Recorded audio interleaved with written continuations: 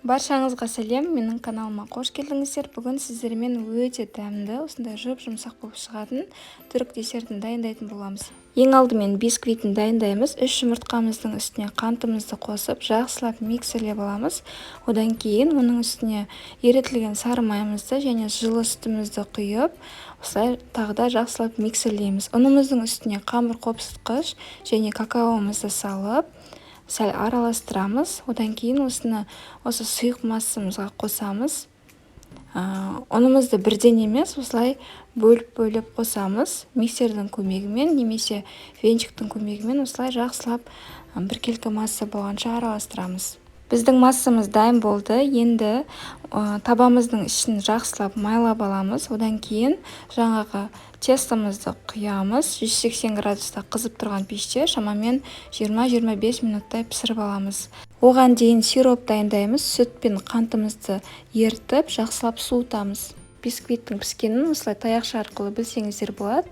Осы таяқшамен бисквитімізді дәл осы видеодағыдай тесіп шығамыз. Одан кейін жаңағы сиропымызды құямыз. Барлық сиропты құйып шығасыздар. Одан кейін крем дайындаймыз. Творожный сырымыздың үстіне сгущенкамызды құйып, миксердің көмегімен осылай жақсылап араластырып аламыз.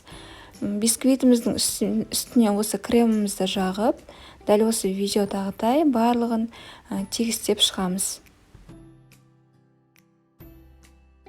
Және ең соңында осындай шоколадный глазурь жағамыз. Сұйық майымыз бен шоколадымызды микроволновкада ерітіп, осылай массамыздың үстіне құйып, тегістеп шоколадымызды жағып шығамыз. Дайын болған бисквитімізді кем дегенде 1 сағатқа немесе 30 минутқа мұздатқышқа салып алсаңыздар болады.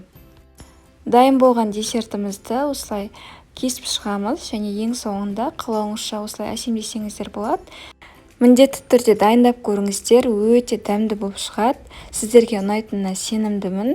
Егер де видео рецепт ұнаса, видеома лайк, комментарий қалдыруды ұмытпаңыздар, және де менің арнама тіркеліп, қоңырауша белгісін басып қоюды ұмытпаңыздар. Ас болсын!